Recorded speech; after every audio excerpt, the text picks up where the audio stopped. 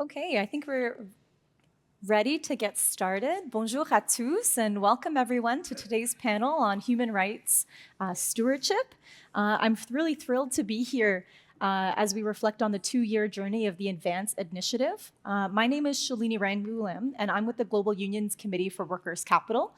For the past few years, I've been working on the PRI's Technical Advisory Committee that helps support Advance shape its human rights stewardship approach, as well as I've been working really closely with the team to help shape its approach to consult with affected stakeholders. So it's a real pleasure to be moderating this session today and to review the progress that we've made over the last 2 years. As some folks in the room may already know, Advance is the world's second largest collaborative engagement initiative after CA100+, which really focuses on human rights issues. The program represents a significant effort to leverage collective investor action and to address some of the world's most pressing human rights challenges that we face today, from the exploitation of workers and supply chain to the displacement of indigenous peoples or significant disruptions to local communities that cause controversy, operational disruptions, or increased cost to the business. Human rights are not just an ethical or moral concern, but they're really increasingly viewed as a material risk that can significantly impact the long-term value and sustainability of the business.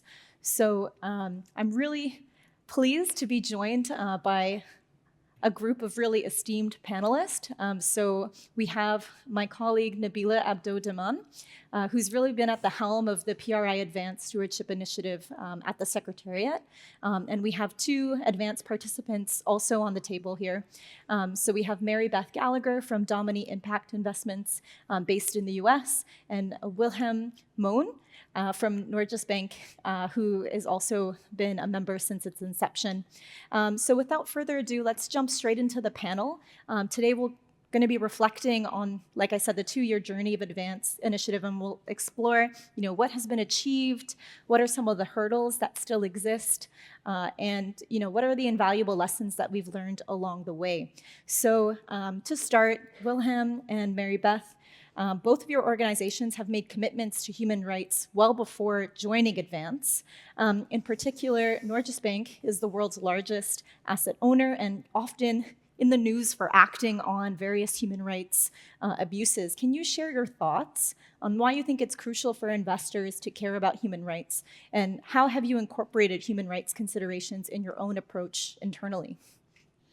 Sure, and thank you, and it's very nice to be here. I was there at the launch 2 years ago, and it's good that, maybe it's not too surprising that we're the largest human rights investor collaboration, but it's very, very big, which is great. So I think it's hugely successful, and that's how these collaborations become really impactful is clearly through a lot of collaboration, so some heft, which is good.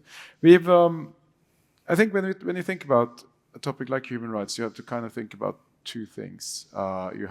You clearly have a normative basis, and that's how it has always been for us. We have in our mandate that we should base our own practices and our expectations of companies on the UNGPs and the OSD guidelines, and for that reason we developed some expectations of companies, public expectations of companies on human rights back in 2015. I was part of drafting those then, and that was at the time when, at least from investors, you didn't see very many articulations of human rights. We had stuff on child rights that went back another 5 or 6 years, but this was broader. It was quite new to us. We didn't really know what to make of it, maybe in practice, but it gave a foundation which was hugely important. And I think when you then come in practice to talk about it, you quite often you have to maybe leave some of the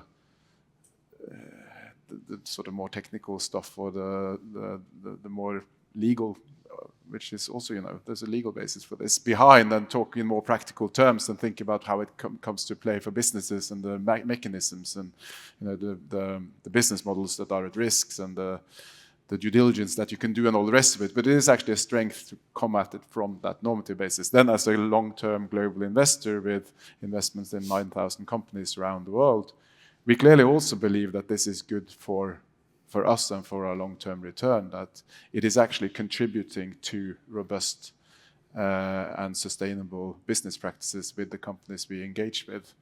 And then how do we then put it to play? Well, we think about the companies that are most at risk. We take a sort of point of view from the point of view of saliency, which is also, I mean, really the same as materiality more often than not. And then we have mechanisms for either integrating it in our long-running engagement with companies, where we have a much broader agenda as a long-term shareholder, or we might act on particular events or risks that we see unfold and be much more specific in our engagement. So.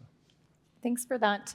Yeah, really keeping in mind the long-term time horizon as an asset owner who's investing for not just the next 5 years, but really for the next few generations. And for future generations. Yeah, exactly. So Mary Beth, let's maybe turn to you for that investment manager perspective. You're coming from a boutique impact investor perspective in the US. Can you share a little bit your thoughts on why it's important for investors to kind of think about human rights, and how have you at Domini incorporated human rights in your approach internally? Sure. Thank you, everyone. It's really nice to be here. Again, I'm Mary Beth, the Director of Engagement at Domini. Domini is a women-led asset manager. We invest in fixed income and public equities. We're based in New York and boutique. I guess a nice way to say we're relatively small. But our firm is founded really to advance twin goals of universal human dignity and ecological sustainability. And I think those two kind of come together really nicely in advance. It starts with being a better investor. So how we evaluate companies, we have specific KPIs. We screen out certain sectors that are fundamentally misaligned with those goals, from fossil fuels to weapons to nuclear. But really, we look at our role as an active owner as really a critical component of how we help push the companies in which we invest to be better, to be leaders, to responsibly address and manage their risks, but to understand what those risks are. And I think advance is really important because it's created a framework for conversations. I think the human rights work had been kind of sporadic and issue specific, related to like conflict minerals or forced labor in certain supply chains.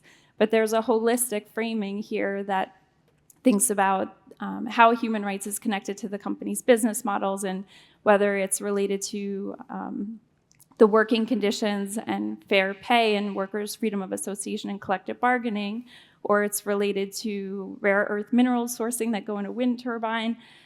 Really different components of risk show up in every company, and this gives us an opportunity to think holistically. Do you have the right policy commitment? Are the right people at the table?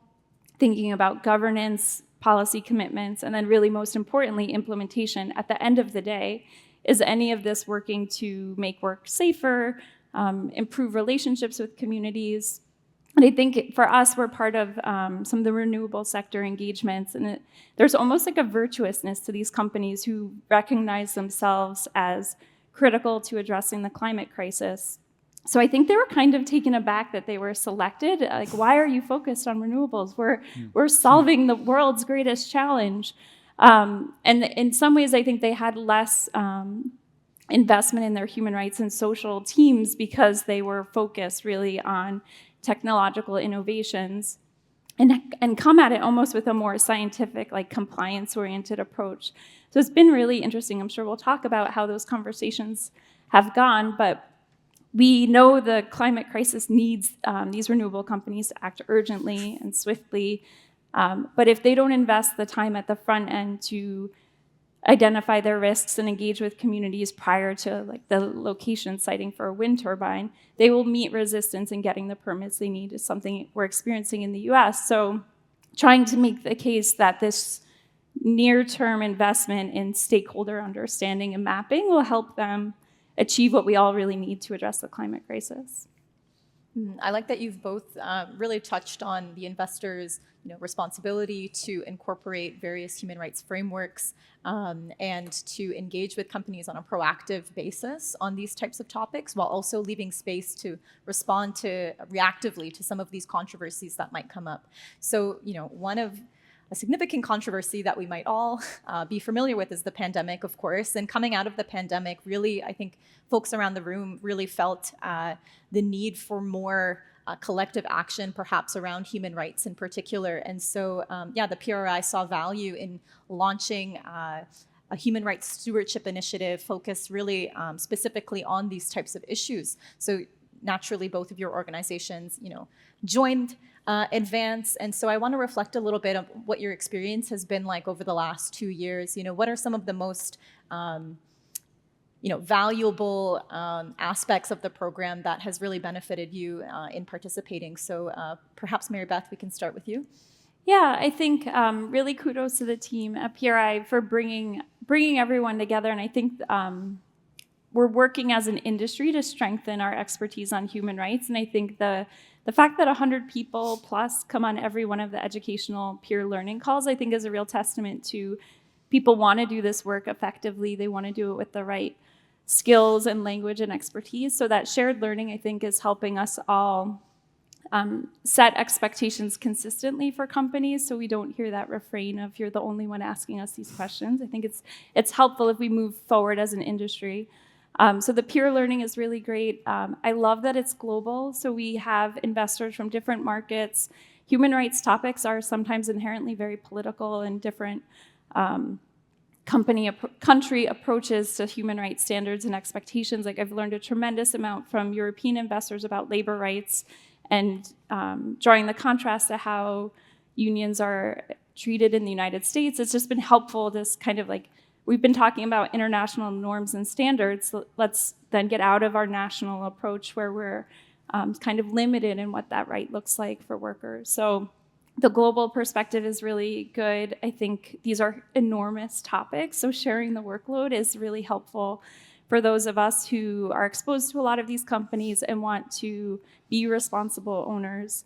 And then just really, I think, thinking about how do we prioritize where to start. And I think that's been one of the challenges, but grappling with that collectively and thinking about, we're really looking to transform how business is done in some of these industries, and how do we begin to tackle that in a way that's strategic, that's pragmatic, that's realistic, for building long-term meaningful relationships with companies. So I think sometimes it's helpful just to have this framework and this group behind you, so you can have like a bit more consistent and I think like progressive expectations of companies. Mm-hmm. Do you want to jump in, Wilhelm, and maybe speak to some of the value you see in the program, or perhaps some of the challenges? Yeah, I mean, first of all, I think the values have been very well covered, but it is this ability to really leverage, and because this is so complex, that you can actually find partners that have the expertise, and then you can go in together. I think that's been very, very useful, and also then the learning and exchanges, both from experts and from peers. So that's great. So, yeah, the challenges. What are couple of challenges. There's always, we come at this, we start as investors, always disclosure. We need to know, and more often than not you don't. And then you look at the data and you try to build a baseline. And yes, it helps, but you need to go beyond that and actually try to understand what is going on the ground. And again, I think these collaborations, they help in that, because you get more information from all parties, and you can actually also dedicate the resources you need to have more valuable conversations with companies, which hopefully is useful from the company's point of view as well, because you are actually then grappling with the challenge rather than just the sort of information that is kind of curated and put out there for a particular purpose. So I think that is a challenge which I think these collaborations are very helpful with. Also, just bringing a sort of shared understanding on something like, for example, supply chain due diligence, or the importance for respecting human rights in supply chain, something which is maybe not that developed yet, and I think Advance has been very good at putting on the map. I was about to say very good at advancing, but that seems yeah. Nabylah, I want to bring you into this conversation really with the Secretariat's perspective. So you've been leading the charge with the Advance initiative really since it first launched in December 2022.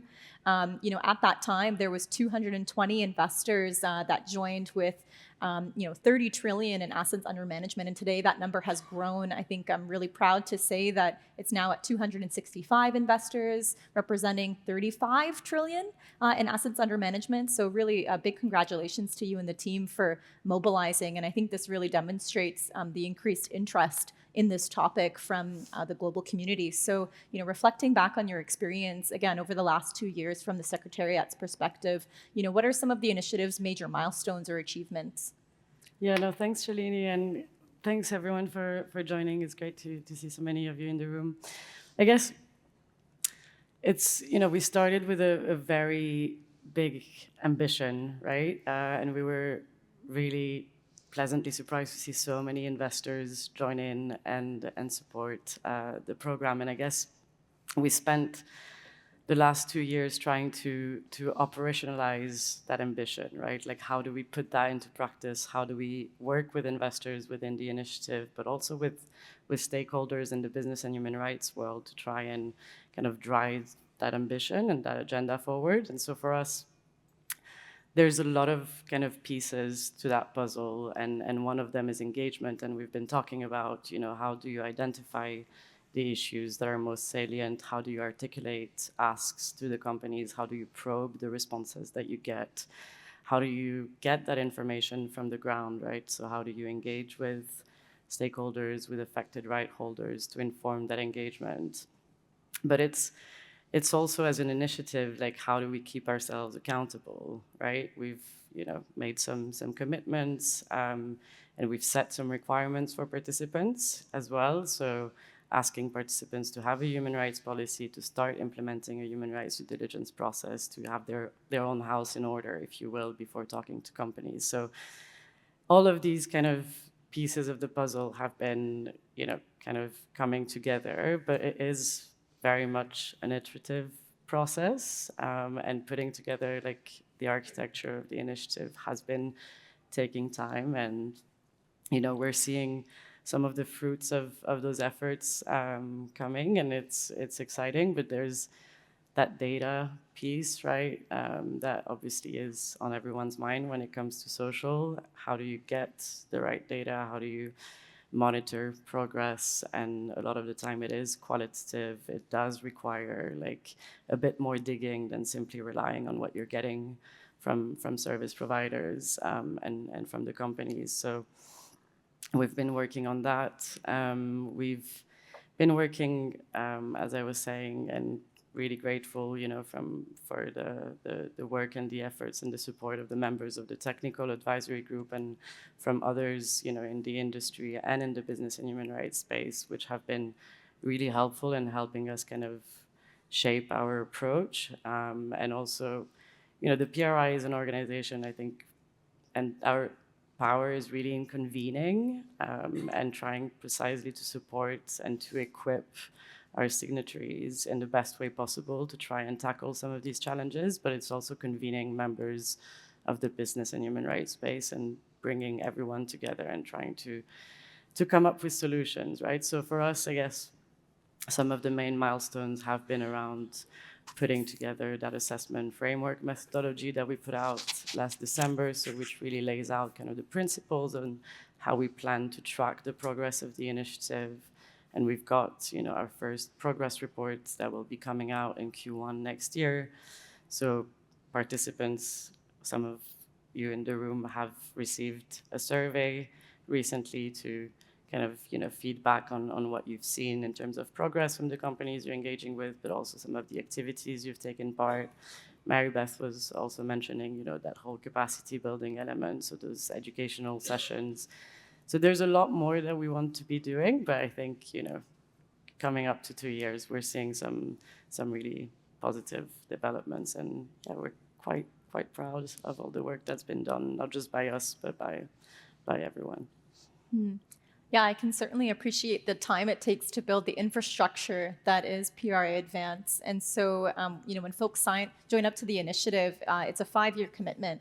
And we're coming up to that halfway point in a couple of months in May of next year. In that new phase of the initiative, when we're past the halfway point, Nabylah, what are your thoughts on future priorities in the way that the initiative is going to be evolving?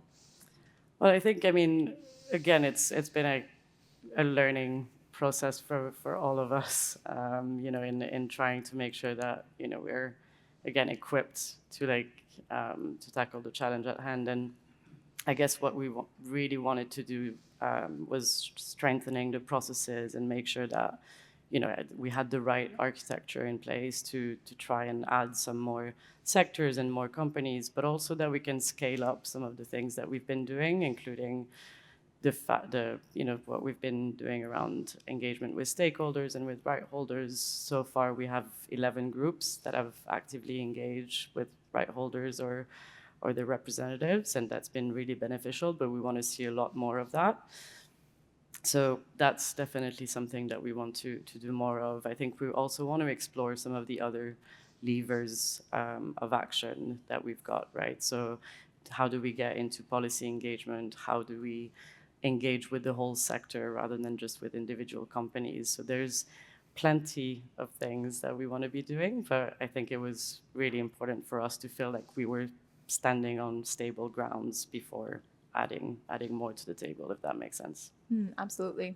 So I want to take a moment to pause from the panel and our stock taking and open it up to questions. We have mics circulating, so we'll get a mic to this gentleman in a moment. We also have the option to submit questions through the app. I'll start with one of the app questions while we get you a mic. So perhaps to the panel, a question here from the app: how can you track the success of a dialogue on human rights? Obviously, there's some differences from climate, perhaps, in the way that you can track the changes over time. But yeah, how are you achieving this? I can start. I think this is a challenge. So there's like tracking activity for sure. So we've had 2 dialogues at the company in this amount of time, and these are the topics we've covered.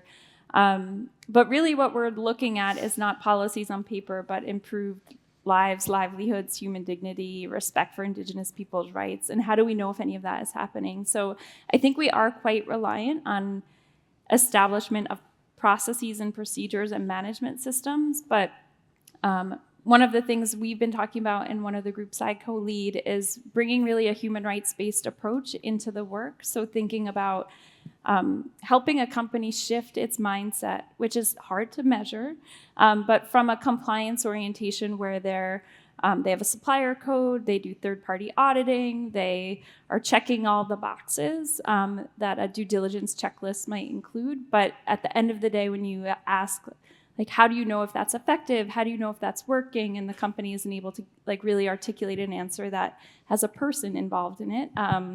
Like, who are the rights holders that this program you have set up is looking to improve their conditions? So I think part of it is like fluffy, like softer things to measure, which is, that compliance person now understands that companies have a responsibility to respect free, prior, and informed consent. It's not just a government responsibility. So like enhanced understanding of their human rights responsibilities is one of the things we're looking at. And then things like bringing in stakeholder perspectives. We've been asking companies, like, could you establish a stakeholder advisory committee with human rights experts of this type of issue, like conflict affected and high risk areas or labor rights? And at the end of the day, if we see those companies establish those committees or consult with experts in a more robust way, I think that would be an outcome.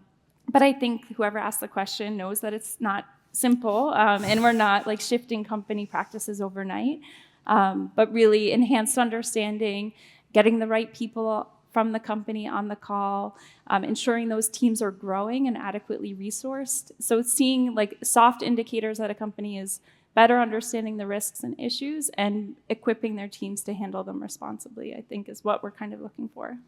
I'm gonna turn it to the question in the audience. Thank you. My name is Douglas Beal. I'm with Boston Consulting Group, and I lead our work on the social side of ESG, including human rights for financial institutions. And, the dialogue around climate and climate investment is often driven by the fact that, in general, people believe it to be a business opportunity, right? I'm not sure if the same thing is true with human rights. We ran a survey last year of about 450 financial institutions, banks, asset managers, and others, on asking the same question 3 times. We gave basically 20 different social topics, everything from human rights to gender equity to housing and everything. We asked The same question, what are the top 5 that you see from a perspective of risk management, creating impact, and business opportunity? Human rights was like in the top 3 for risk management and for impact, didn't show up at all in the top 10 for business opportunity. So I'm curious, as at Norges Bank or in some of the dialogues you're having as part of the group, does anybody think about this as a business opportunity, or is it really just a risk management like dialogue that you're having? Because I get asked by my clients, how do I think about this as a business opportunity? And I'd love to have an answer.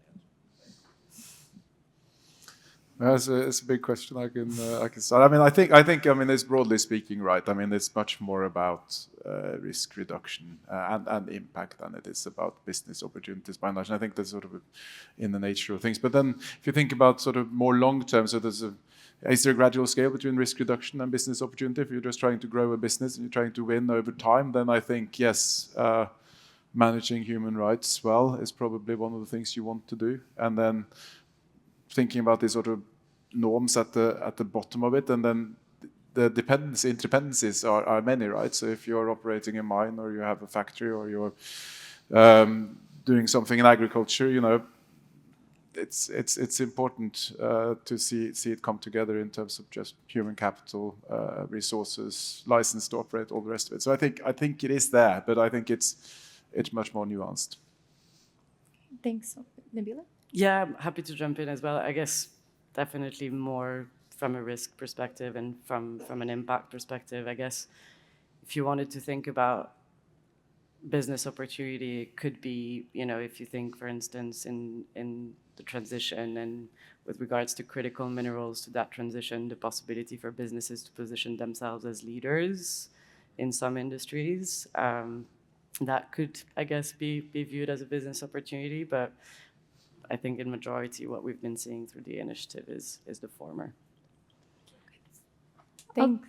I just wanted to add one thing in terms of like rethinking business models, like benefit sharing and power sharing, I think is something that offers an opportunity to stakeholders that are not necessarily in the spaces that we're in, but thinking about like even the transition minerals, more than 50% are near or close to indigenous peoples' lands, and thinking about like how do you equitably access those resources and then share those benefits with communities, invest in those communities. So I think it like requires a little bit of a shift, like everyone matters and everyone deserves those economic opportunities. And if we can help the large companies that we're talking with to think differently about like bringing the bottom up while they enhance their talent attraction and retention, all of the things we all cite about why it's good to invest in your employees, I think it creates opportunities that are like more promising for an equitable society.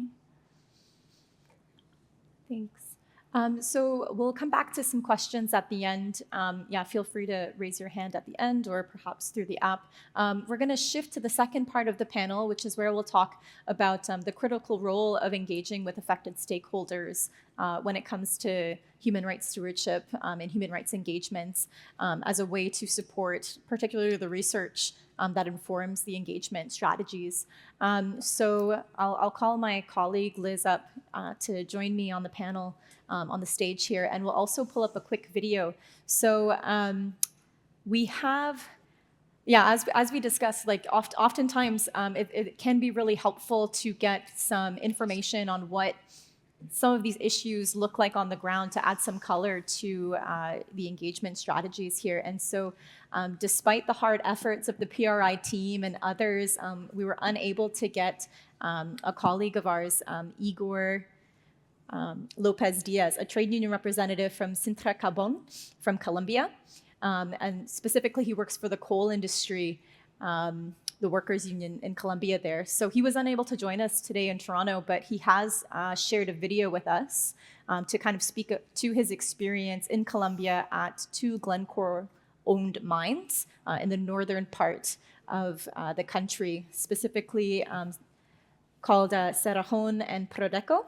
So we'll pull the video up, and he'll be able to, share, his experience of working in these mines in Colombia.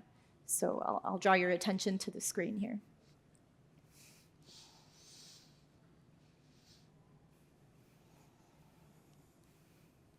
Bueno, Cerrejón se encuentra ubicada en la zona más norte de Colombia, que es el departamento de La Guajira. Esa es una empresa que en ese punto explota 34 millones de toneladas al año. Y en el Cesar está la otra mina de Prodeco, que esas minas hace 2 años y medio, en la época post-pandemia, la decisión de Glencore fue devolverla al Estado colombiano y dejar a 1.200 trabajadores sin empleo y una región dependiente de la minería sin oportunidades productivas y sociales.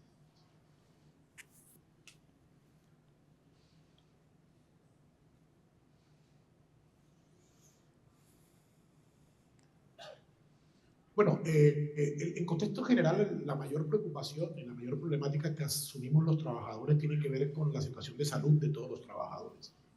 Hemos dado una lucha histórica por el reconocimiento de las enfermedades producto de la explotación minera y la empresa Glencore siempre ha buscado todos los argumentos para negar las situaciones que se desprenden de la situación laboral de los trabajadores y productiva y negar que los trabajadores se enferman producto de la explotación minera. Ha sido una lucha histórica. Y hay una situación puntual que es que próximo a que en 10 años termine la explotación minera en Cerrejón, porque ya en Prodeco, en la zona Cesar, ellos devolvieron los títulos mineros, la empresa ha venido en la intención de decrecer de los pasivos laborales de los trabajadores, generando despidos masivos de los trabajadores. Eso ha generado una problemática muy fuerte socialmente en la región, que es una región dependiente de la explotación carbonífera, y ha sido una lucha permanente tanto en el Cesar como en La Guajira, en Prodeco y en Cerrejón. Nosotros venimos dando esa lucha para que se garantice justicia frente a lo que puede ser la transición final de la salida del carbón en La Guajira y en el Cesar, y estas empresas multinacionales respondan social y laboralmente por la realidad de los trabajadores.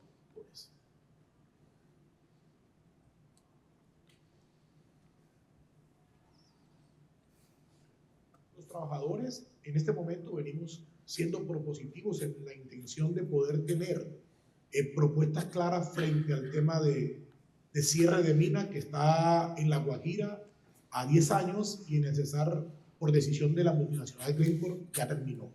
Sin propuestas, sin oportunidades, sin reconocimiento, ni sin la oportunidad de que las empresas reconozcan los pasivos ambientales, sociales y laborales. Esa es una lucha que tenemos. La gran preocupación hoy es que las multinacionales entiendan que ellas hacen parte del proceso de transición, que tienen que aportar no solamente ideas, sino económicamente para dejar a una región con oportunidades económicas y sociales que permita salir adelante en medio de esta transición. Para nosotros eso es un objetivo fundamental para pensar que pueda hacerse de manera justa este proceso de transición en las cuales las multinacionales no quieren aportar ni quieren participar activamente.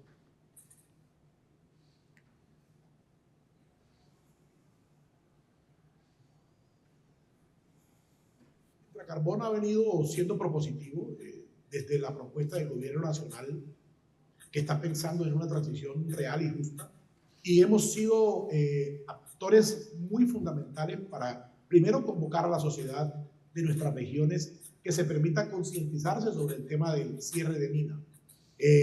La Guajira y el Cesar dependen casi el 45%, 50% del Producto Interno Bruto del departamento depende de la minería, y la salida de la minería tiene que permitir que hayan actividades productivas previas con antelación al cierre de mina para poder proveer a la región de oportunidades productivas importantes para la migración de los trabajadores del extractivismo de carbón. Hoy vemos que las multinacionales no están encaminadas a eso, por eso somos propositivos y estamos generando propuestas del gobierno nacional oportunamente en este gobierno que habla muy bien del proceso de transición y que además sea de manera justa.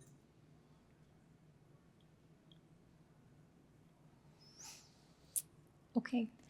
Yeah, so really strong testimony from Igor speaking to his experience in Colombia. Like the communities there, they've experienced, unsafe working conditions, displaced communities, loss of land and livelihoods, and really allegations of violence and intimidation to the local communities.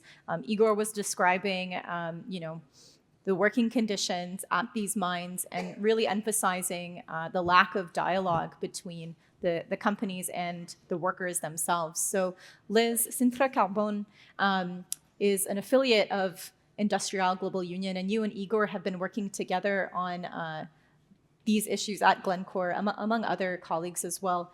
Can you speak a little bit about Igor's message and how that resonates with your experience working in the mining sector? Yeah, so thanks, Shalini. So Igor's account is actually a really good encapsulation of what we see in a lot of mining regions and with regard to a lot of mining multinationals. He underscores occupational safety and health as really the number one concern in this region. And mining is a dangerous industry. There are some figures from the ILO that are a few years old now, but I think still accurate. Something like 1% of the global workforce is in mining, but it represents about 8% of fatal accidents. So it's disproportionately dangerous industry. And he underscored in particular occupational illnesses associated with mining and how difficult it is for miners who've been affected over the years of working and who have been who are afflicted with mining-related occupational disease to prove that their work contributed to that, and in particular to get remedy from the companies. So that is definitely something that we see across the sector. He talked about violation of organizing rights and poor treatment of trade unions. So it's not uncommon to see in the mining sector multinationals who routinely deny the right to freedom of association and collective bargaining, which are enshrined in international human rights law, and which are enabling rights that enable workers to realize other rights, such as a safe workplace and fair wages. This is an example of a company that is resisting coming to the table, both at the local level and at the international level. But social dialogue really is at the center of being able to solve problems peacefully. He touched on precarious work and insecurity. This is another very widespread problem in mining. We see over the years that mining majors increasingly outsource the work to contract workers. It's not uncommon to see 50, 60, even sometimes 70% at particular assets of workers who are contract workers, don't have a permanent or stable working relationship with the company. And that leads to a lot of problems, not least safety problems. Sometimes you have workforces where there's a lot of turnover, there isn't as much training, you don't have the skills required to do mining work. But you also have workers who are faced with more and more precarious lives. And this affects not only the workers, but they come from communities, so it affects the communities as well. And he was talking about a particular mine called Prodeco, which was closed basically from one day to the other without consultation of the workers and the community. And so that precariousness is really a theme that we see throughout mining. And then the closure of the mine, which then leaves behind not just the workers, but the community. And there's a really dire situation in Prodeco, where the mine was closed very rapidly. And the fear is that Cerrejón, which is also in the same region and that is supposed to be closed in 10 years, that there's going to be a repeat. The workers they don't know what the closure plan is. They haven't been consulted. They haven't been part of it. And I would just say that, in terms of, we were talking about what opportunities are as opposed to risk. I think this is representative of a lost opportunity by mining companies. With regard to just transition or the energy transition, trade unions and workers want to contribute to the transition. They have ideas, they have proposals. Igor talked about how they have reached out to the local and the national government and have sat down in roundtables to discuss these ideas. And when the company, takes itself out of that equation or is resistant to inviting trade unions and workers to the table, I think that's a lost opportunity. And it's not about seeing workers as victims. Certainly they're survivors of the situation here. But one of Igor's colleagues was at a the AGM of Glencore last year, and in a pre-AGM event that we had between workers and community and investors, Igor's colleague said that trade unions should be seen by companies as strategic partners. And I thought that was actually a really good way of thinking about the transition, that they're not just an asset to do something about, but they actually come to the table with ideas. They are the eyes and ears of the company and have something to offer. Thank you so much, Liz, for providing that high-level overview of some of the human rights risks that we're seeing in the mining sector, and particularly seeing those risks through the example of Glencore. I think it's really valuable and helpful to be speaking to human rights experts that are closer to the ground to get a better sense of how these issues and risks are materializing on the ground and impacting the business from that perspective. We've talked about one example at Glencore. I know Advance has made a proactive effort to connect some of the investor groups with affected stakeholders and other examples. Nabylah, I want to turn it to you. Do you want to provide a little bit of comments on how the Secretariat has been working to connect some of your investors with the affected stakeholders and the value that you see from that experience? Yeah, no, thanks, Shalini. So from the very beginning, if you've heard us speak about Advance, we've always tried to really emphasize the importance of investors engaging directly with impacted right holders and their representatives. And we were really lucky, again, to benefit not just from the expertise of members of the technical advisory group, but also from their networks. And so we've been working with, amongst other, Shalini and the team to put together some of the lead investors for some of these engagement groups, together with either workers, unions, communities, NGOs. And so it's been, I think, tremendously valuable. And what we've also tried to do is organize spaces within the initiative where investors were able to present to others within the group how they had engaged, what that had brought to their, how that had informed their engagement conversation, the information that they had been getting, and not just in a one-off conversation, but in a back and forth engagement, so a continuous kind of a meaningful engagement with these stakeholders. And since we did that session, we've gotten more and more requests from some of the groups to get in touch as well with stakeholders. And in terms of the value that investors can get, I think it's, it is critical. We were talking about the issue with the data that's being shared by companies, and the necessity to really test that data and to get an understanding of what's happening on the ground. And there's no better way to do that than by talking to people that are affected by the practices of these companies, right? Or the workers that are working for these companies. So that triangulation of the information, that possibility to get a sense of the reality on the ground is really critical. But also it's really important to be able, and to what Liz was sharing, to understand how these stakeholders can contribute to how the company does business, right? They have ideas, they have asks that can help kind of clarify the expectations that investors are putting forth to companies. So there's really, for us, a value in that. I think one of the things that we deem critical is to ensure that stakeholders also find a value in that engagement, and that we're not turning this relationship into another kind of extractive relationship, right? So it's setting up these dialogues in a way that there's benefit for both ends.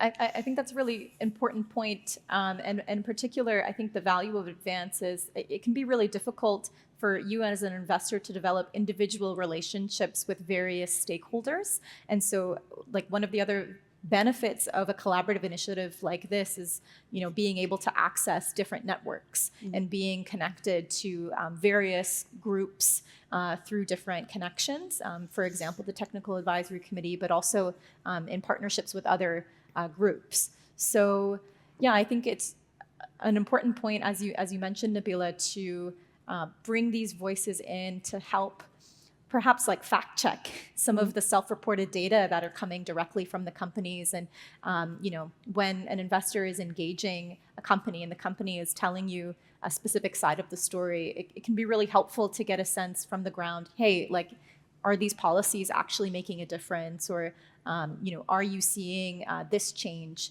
But perhaps I'll turn it to Mary Beth and Wilhelm. Do you have an experience where you've been engaging with groups like this, affected stakeholders, and what value do you see from that exercise? Yeah, I mean, we do. It's this, as Nabylah said as well, this is incomplete information, so the value is definitely there. We have specific instances with right holders on the ground that get in touch with us, so it's quite reactive, so that's why I think the potential had to be more proactive, or to have kind of established fora where you can actually have that sort of exchange. I think that's hugely powerful. But when we do, it is very useful. And I do think there is. I mean, we are minority investors. We can't go around decreeing anything. But I do think that it's, at least my experience, that is valuable both ways. And then we try to do it more structurally ourselves. So we have various input meetings in Norway, and also now in London with civil society and NGOs, where they can actually come to us and provide input. But again, obviously, global 9,000 companies, so it's quite high level. But hopefully, those groups are representing other groups, so that you get a slightly broader reach. Yeah, and I can speak to the value of stakeholder engagement. I think it's like scratching a layer deeper on the information and perspective. So whether it's an employee, a supply chain partner, a community that's impacted by a company's operations, I think being available and open to those engagements with them, I think, is really part of our responsibility.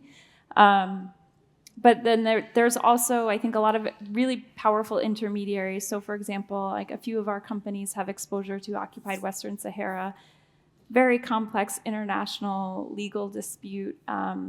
And to be prepared for an engagement where you're going to discuss such a complex topic with the company, we needed to understand the issues, have expertise shared with us, kind of understand what we could expect to hear from the company and how we might react, and what the latest European Court of Justice decision on this is. So we cover many, many companies and many issues, so having the expertise of civil society partners that can help us be better prepared and equipped for those conversations is really key. And at the end of the day, maybe bringing those experts to the company conversations, so we're not triangulating as much. But I think we can't do it for every company, and we can't do it thoroughly. So I think really managing expectations with stakeholders is part of what's important to us too. We have these tools, this is how we can leverage them, we can provide these opportunities. We can't get a company to reopen a mine or pay unpaid wages, but we can use our leverage and influence to try to raise visibility of that issue, to educate other investors, to mobilize other investors to ask the same questions. So being really explicit about the tools, the expectations, and really our mandate as asset managers is not to advocate on specific issues, but to understand how that stakeholder interfaces with the company and help achieve a positive outcome. But I think in terms of the role of advance, this is one thing I think has really shifted as a result of you prioritizing this as a pillar. I think investors have been very wary of engagement with civil society and stakeholders as responsible fiduciaries. We shouldn't be taking information, but I think there's an understanding that to get the full picture, we really need different voices who can help us understand how a policy comes to life and the gaps.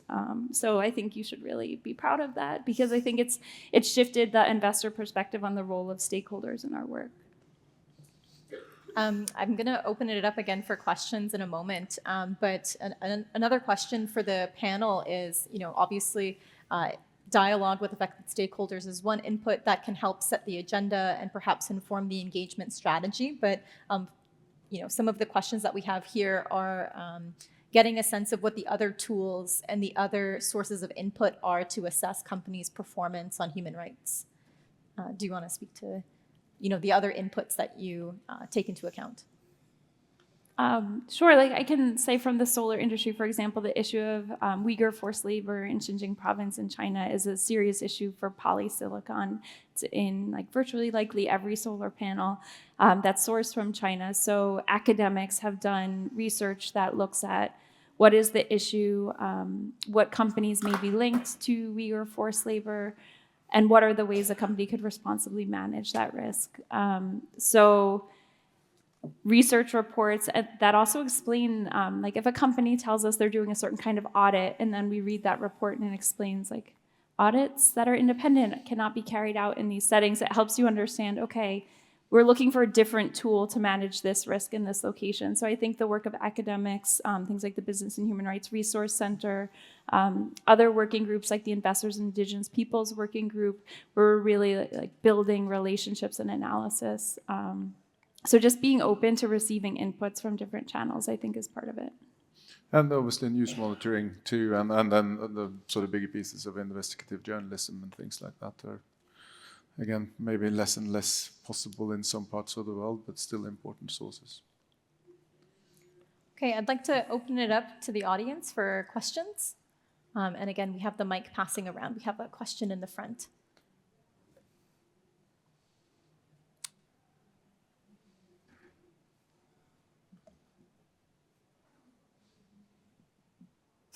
In the front here. Here.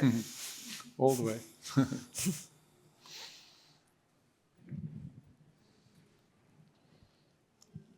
Hi, Casey. Is this on? Hi, Casey Thompson. I am an Australian trustee on a superannuation or pension fund. I think I particularly have a question for you, Mary Beth. I wanted to pick up on the discussion we've been having about risk mitigation versus value creation.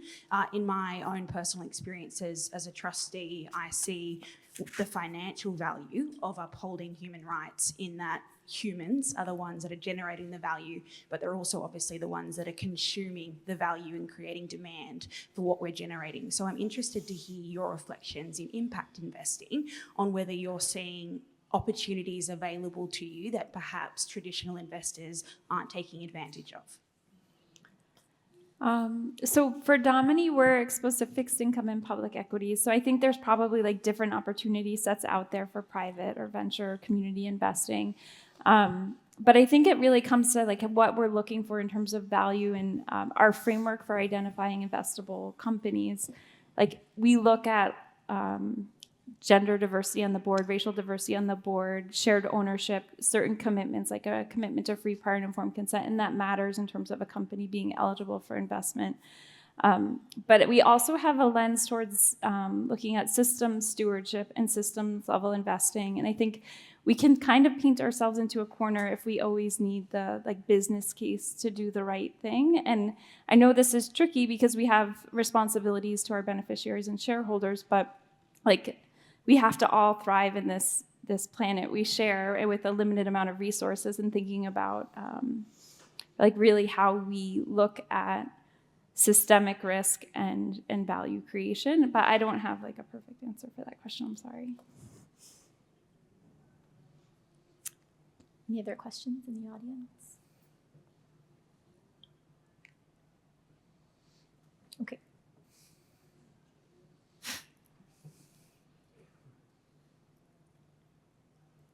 Okay, I see some in the app here. One question is really looking for like a case study of success. So, you know, have you experienced a case where you have engaged directly with a company and you've seen an improvement in their approach to human rights, or, you know, a specific change on the ground? Yes, I mean, again, there's this degrees of improvement. So you're starting with the places where you see, you know, a human rights policy come in, or a commitment to do human rights due diligence, or some sort of harder mechanism which is probably reflective of some sort of something that is more likely to actually matter. So those you can see quite a few, and you can kind of measure it, and if there's quite a lot of data that you can use out there now to monitor that. And then there's much more anecdotal stuff, company by company, where you have actually the time to go in with more resources and go more deeply and actually observe changes over time, down to we have an independent council on ethics, which will give recommendations on the companies that are at risk of contributing to the sort of gravest norm violations. That's quite unique to us to have that. But they have a research list that is far larger than whatever becomes public recommendations. And when they go in and they actually investigate these companies, they put them down again because they are seeing improvements, and they are real improvements. But actually going from that sort of very specific improvement to something that's more generalizable is very, very hard. But yes, there is evidence that you can achieve something. Yeah, I can share a few examples, and often it starts with a company adopting a policy, and that's why this like stakeholder view on if a policy is effective is important. But for example, like an automotive supplier in the U.S., that's businesses like completely shifting with electrification. We engage with them on the topic of just transition, and like they had really only been looking at their climate strategy. So bringing together a multi-stakeholder committee within the company that was human resources and personnel, that was legal, that was community engagement, that was the climate team, to form a just transition strategy and then develop a just transition approach. That changes like the way they're looking at the issue. So to me, I don't know at the end of the day if they had more productive engagements with their workforce, but they were grounded in a strategy and a human rights-based principle around just transition of not leaving anyone behind in that business transformation. In other examples, outside of Advance, with an insurance company that we had been advocating that they not underwrite oil and gas projects in the Arctic National Wildlife Refuge, which is not only important for biodiversity, but also for the Gwich'in indigenous communities and their patterns and livelihoods with caribou and their herding populations. And the primary objective of that engagement was for those insurers to meet with the Gwich'in Steering Committee for those stakeholders to communicate their priorities themselves.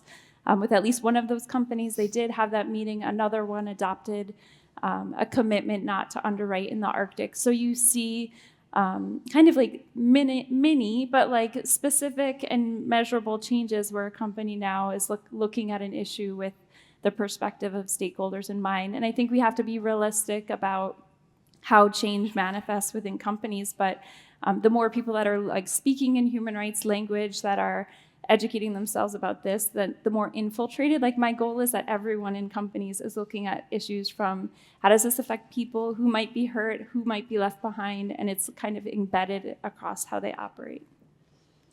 So building on some of these case studies, we have a question here about escalation. And so, in cases where perhaps you're not seeing that progress that you'd like to see, in your experience, or perhaps Nabylah from the Advanced Secretariat, like how is the initiative thinking about escalation strategies, again, if you're not seeing the objectives of the initiative? Yeah, no, happy to kick off on this one. I mean, escalation ultimately is very much up to each individual investor, so just making sure we're clarifying that firsthand. But we've seen in a number of groups that they weren't necessarily getting responses to the questions they were asking, and therefore started discussing potential escalations. And that can take, obviously, various shapes or forms. It can be simply asking to have access to other people in the organizations, right? You're speaking to the human rights expert, and you're just going one rank up and trying to get access to senior leadership, trying to write a letter to the board. So we've seen a number of these things happen, and I think that's been fruitful in terms of getting a few of the responses they were asking. But it's early days, and I think obviously we need to recognize that there are different levels of appetite and comfort with regards to escalation. And once again, I think, ultimately it is very much up to each individual investor. But I don't know if colleagues have views. No, I mean, we escalate. You can vote against the board. We can decide to disinvest. We have these ethical exclusions which are public. So yeah, there are degrees of escalation here. Yeah, and I think there are different forms of leverage. There are private letters, there are public letters, there's dialogue, there's like attending a company's annual shareholder meeting to pose a question, there's submitting a shareholder proposal for a vote. That's something like a tool that Domini uses fairly regularly in our engagement, not in Advance, but thinking of all of those different tools of active ownership and what's strategic in a specific time. I think each of the institutions participating will make their own decisions, but I think hopefully we'll see momentum and progress over time. And I think the companies understand by the size of Advance, the number of investors, that this is really serious, and we're going to continue to like press them for improvement. So May we not need escalation, I hope. Escalation isn't a positive thing. I mean, we want to succeed without escalation. I have another question. Apologies for being old-fashioned and using the microphone. But so in dialogues that I've been having with a number of institutions on the implications of like regulations like CSRD on human rights, many of the ones that you might think traditionally probably have been more advanced, so many of these are European financial institutions, have said that they don't actually believe it's helpful now that it's regulated. So in other words, they said in the old days where it was more voluntary, it was part of a sustainability report, you know, they could do double clicks and deep dives on certain clients. They could really understand what human rights issues were going on. They could work with them on it. They could be fully transparent in what they did, put case studies in their report, and that was seen as a very good thing, and they were actually making a difference. Now that it's part of a regulatory process, their legal teams are part of it, and they're trying to kind of now shrink the process and make it just they're much more careful, and they almost feel like the human rights purists in these organizations feel like they're going to have a lot less impact now. But I don't know if anybody has any thoughts on that, but I'm curious. I don't agree. I think we need policy and mandatory expectations of companies to do human rights due diligence. If everyone were doing it before, we wouldn't have needed regulation. I think we need robustness. I think the legal team should not handle it in isolation. It shouldn't be a reporting exercise. It should be a double materiality assessment that's informed by stakeholders and consultative and ongoing and iterative. I think companies aren't doing it right if that's their takeaway, and we want them to invest the resources for this to have the transformative impact it was designed, I think, or the process started with the intent to achieve. Everything should be binding and obligatory because companies are not going to act voluntarily, I don't think. I don't know, maybe that's an extreme view. I agree with you, Mary Beth. I think that at the end of the day, there are unintended consequences of regulation, and I think it's going to have to work itself out such that it's done at a high level. But I think there were a handful of maybe leader companies that were doing decent reporting and maybe doing their due diligence, but the vast majority were not. And I think those are the leader companies are the ones who would have to gain by others being made to, being brought up to the same standard. We're still feeling our way on where that is with regulation, but Europe is far ahead, and I think gets credit for having taken that first step, and it's going to take a while to work that out. I also am not sure whether there's all that many examples of companies that were doing it great before in terms of reporting.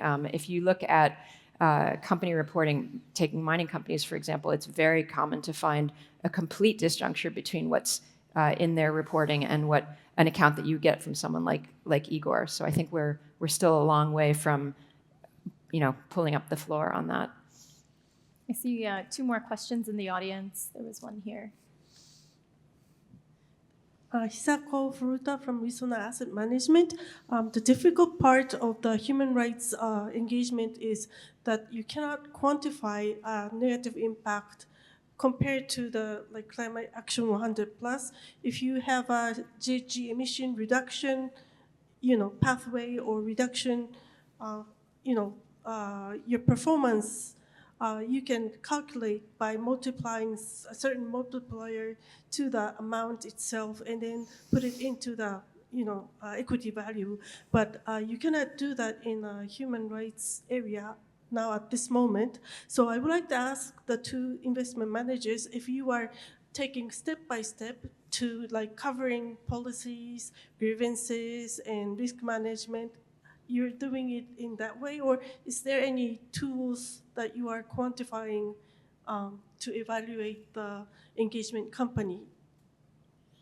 We have internal models to essentially break down how these companies are managing their human rights. So first you have to build a picture of exposure, which you do, or at least we do, looking at business models, exposures, geographies, sector, trying to puzzle that piece together, and then looking at how the management's actually happening, through starting with board accountability, going through the mechanisms they have, going through the transparency, and also ultimately seeing indicators of performance that you can observe, and then you can use that to prioritize companies for engagement and follow up.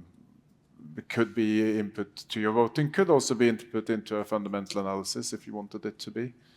But I agree, it's nothing you can just sort of put into an allocation model, for example. Like that doesn't work. I think we had one more question, probably the final question before we wrap.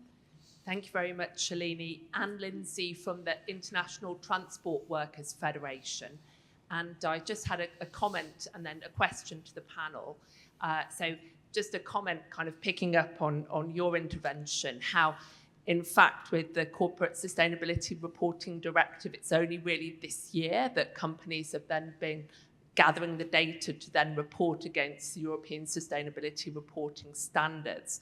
And certainly from our perspective, I think we've seen in the past that, there's a real difference between having one case study and the more in-depth, comprehensive kind of disclosures on, for example, own workforce or workers in the value chain that the ESRSs will require if that's identified as material to the company.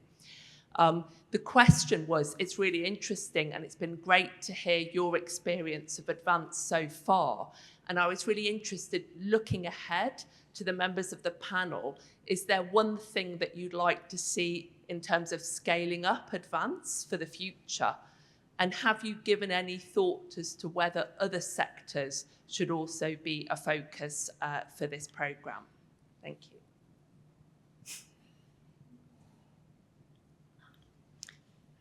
Probably happy to take this one first. I have given it a little bit of thought, and very lucky that I'm not the only one giving it some thoughts, and you're part of the technical advisory group, so you're helping with your thoughts too. Yeah, I mean, I was mentioning earlier, there's definitely more that we want to be doing, and I think, using the different levers that are available to investors beyond just corporate engagement is definitely one that we want to explore. So that's one side. When it comes to adding sectors and companies, I know that's on a lot of people's mind, and it's on ours too, and obviously we want to do that. And I think for that, we'd definitely be following the same methodology that we adopted, and that's available on the website if you're interested in terms of focusing on criteria to identify sectors and companies that we would be engaging with. But yeah, I think we're trying to monitor, where there is potential for us to have an impact, where we can also support the efforts of other initiatives, and where we don't necessarily need to crowd the space further, right? So I think it's exploring these different ways that we can make an impact. But if there's other thoughts. I think one thing that you may already do it to some extent, just sort of organically, but we'll know much more about the leaders and laggards, and when we know that, then we can probably bring them together as well, maybe, and have a slightly more sort of, dynamic learning process there. The other thing which could work, maybe, is to think about companies that are in the same kind of geography, maybe, exposed to the same thing, and how they can learn from one another across sectors. It's a sort of thing we don't do enough, I think, across sustainability, but it also comes to play for human rights. Okay. And I think for us, we are using some of the tools, the resources, the learnings from Advance in other sectors in our own engagements. And I think probably many of us in the signatories are doing that. It's not only relevant to these two companies where we're on the team. So I think it's also building our ability to evaluate. But I think you also asked, what would progress look like? And I think really deepening our ability to answer Hisako's question, how do we know that it matters, and how do we evaluate this and do it in a way that's scalable and replicable? And that's where the collective learning is really important. We want to be able to show that it matters that we're doing this, and it's helping make us better investors and help our companies manage their risks better. And part of what we're doing is building our capacity to pick what matters, what should we be looking for, and how will we measure that progress over time. So hopefully we'll be able to have, at the end of 5 years, a really clear framework for saying, this is what we achieved, this is where we still need to push. But we're becoming more sophisticated and nuanced, I think, along the way. So we're coming to a close on the panel. Really appreciate all the insights that you've shared. Perhaps we can just do a quick go-around to end of one piece of parting wisdom you have perhaps for the audience or a key takeaway. Perhaps we can start with Liz. Sure. So one thing I want to just emphasize Nabylah's phrasing, because I think it's really important, this idea of not just extracting information, but that this is an initiative that is a two-way street, as you put it. And I think that's a really good way of putting it. And I can't presume to speak for the rights holder here, but I just want to call on Igor's words at the end of the video, that what they are looking for is not to end the company, but to stop the behavior that they see, whereby a company simply leaves after exploiting an asset. There are human lives affected here, and I think it's incumbent on investors to engage, to dig in and get that information, not just what the company tells you, but to get that information and to act on it. And I think stakeholders really want to see changes in companies, and I look forward to advance moving that along. You talked about measuring and promoting that, and so I really look forward to advance being part of that improvement. Yeah, I mean, hopefully, continuing on the good work that we've been doing. If one word for you in the audience, if you're not involved yet, do reach out. There is more space, at least from, to work together and to try and think through some of these next challenges. So yeah, just a call to work more collaboratively, I guess.